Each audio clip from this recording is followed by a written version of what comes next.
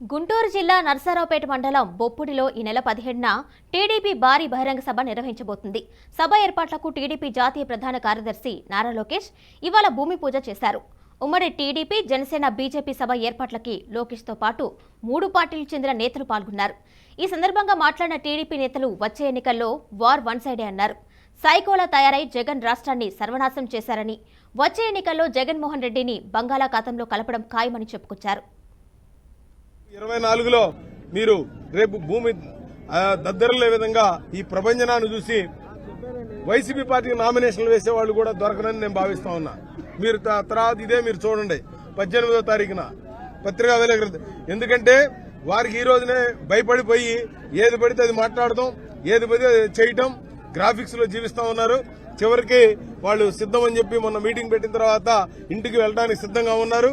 Already వాళ్ళ cadre గాని, నాయకులు గాని ఇప్పటికి ఒక 20 లిస్టులు మార్చేసి వాళ్ళు ఇవాళ ఎటువంటి మనోస్థైర్యం లేనటువంటి పరిస్థితులు ఇవాళ వైసీపీ ఉంది.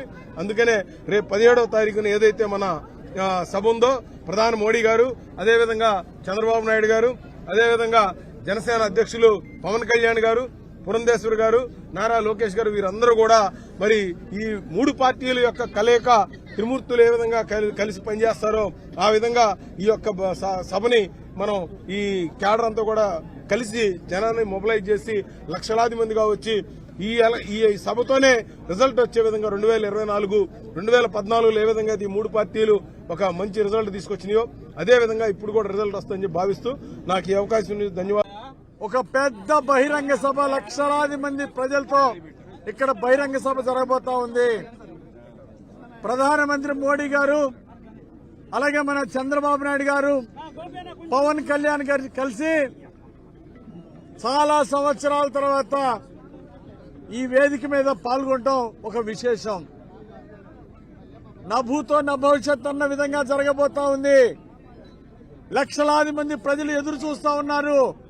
ఈ సమయం కోసం ఈ డే ఎప్పుడొస్తుందా అని చెప్పేసి ఎదురు చూస్తున్నారు. లక్షలాది మంది ఈ కార్యక్రమంలో పాల్గొని ఈ సభని, బహిరంగ సభని విజయవంతం చేయబోతా ఉన్నారు.